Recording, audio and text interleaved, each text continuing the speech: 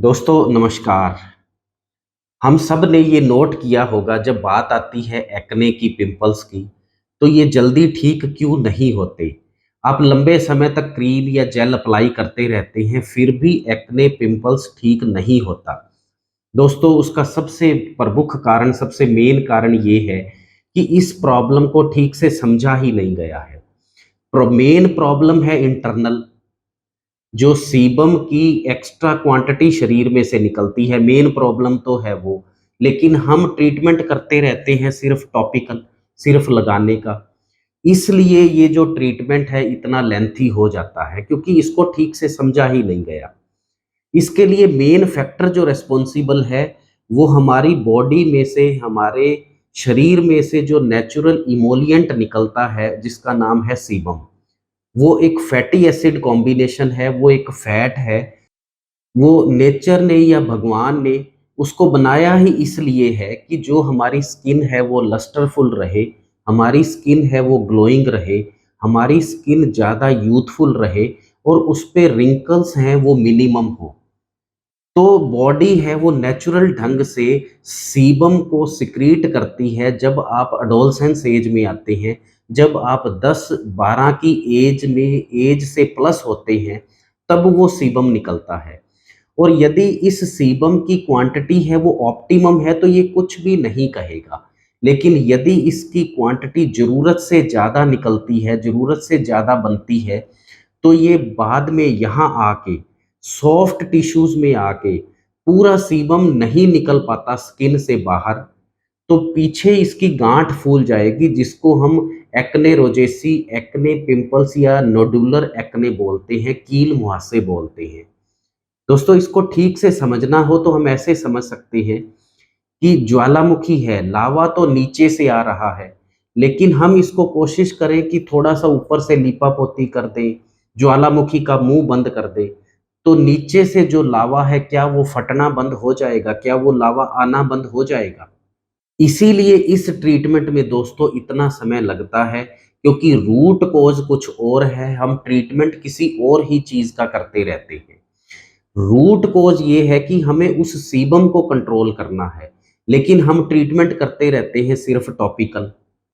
तो दोस्तों हम बात करेंगे आज मेन कारण क्या है एक्ने का। नंबर 2, जो आप ट्रीटमेंट लेते हो, जो मार्केट में अवेलेबल ट्रीटमेंट है वो करते हो तो उनके साइड इफ़ेक्ट्स क्या हो सकते हैं। सबसे ज़रूरी कि आपको प्रिकॉशन क्या रखनी है, परहेज़ क्या रखने हैं, ये फैक्टर तो सबसे ज़रूरी है। और चौथा, इसमें सबसे तेज़ असरदार चीज़ कौन-सी है, सबसे सेफेस्ट आयुर्वेदिक मेथड कौन-सा है, जिससे हम एक्ने पिंपल्स को हमेशा के लिए सेफ ढंग से ठीक कर सकें। और जो पोस्ट एक्ने मार्क्स होते हैं, मतलब जो दाग धब्बे रह जाते हैं, वो भी धीरे-धीरे कैसे उनको ख़त्म करें और एक्ने पिंपल्स को इस अंदाज में ख़त्म करें कि उनकी रिकरेंस ना हो, वो कभी लौट के ना आएँ। तो दोस्तों पहले हम बात कर लेते हैं कॉज़ की। तो दोस्तों जो मेन फैक्टर है वो है सीबम। सीबम को कंट्रोल करना बहुत ज़रूरी है if we want to treat acne pimples completely. और जो मार्केट में दोस्तों टॉपिकल ट्रीटमेंट्स अवेलेबल हैं, एक थोड़ी-सी नज़र उन पे मार लेते हैं। एक है benzoyl peroxide, clindamycin, metronidazole topical, erythromycin topical और विटामिन ए डेरिवेटिव्स ट्रेटिनोइन्स।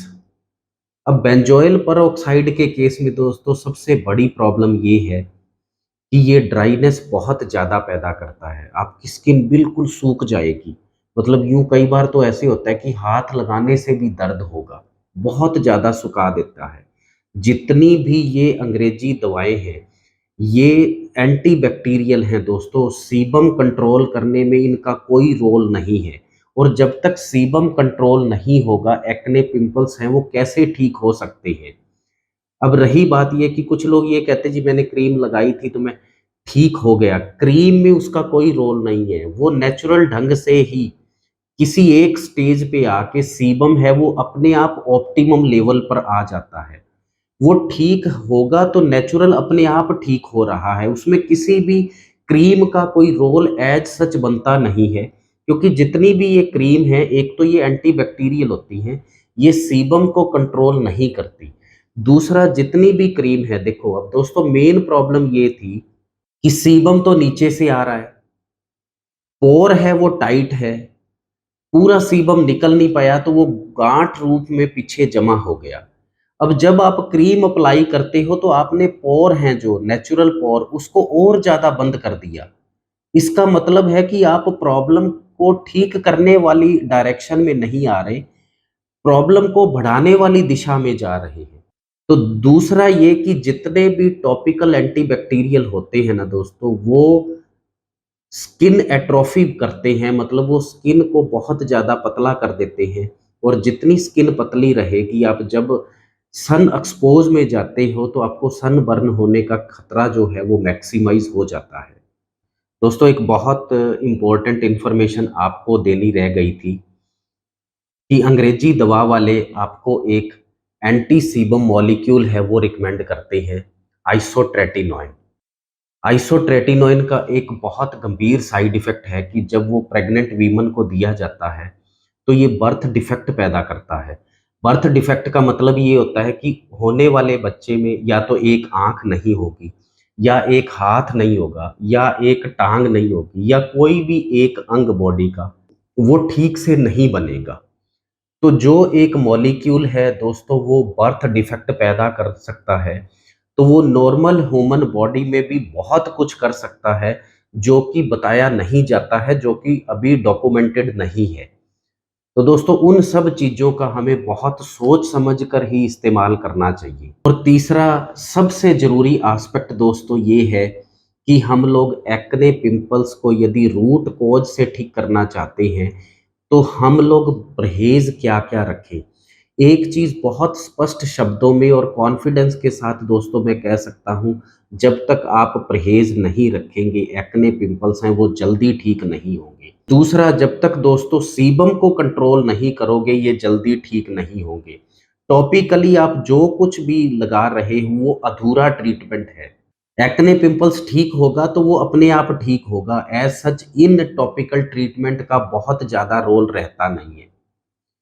परहेज़ बहुत ज़्यादा ज़रूरी है, जिसमें सबसे पहला परहेज़ दोस्तों हम अपने क्लिनिक में भी बताते हैं, वो है फ़ास्ट फूड का 100% त्याग, कि आप फ़ास्ट फूड को 100% छोड़ दो।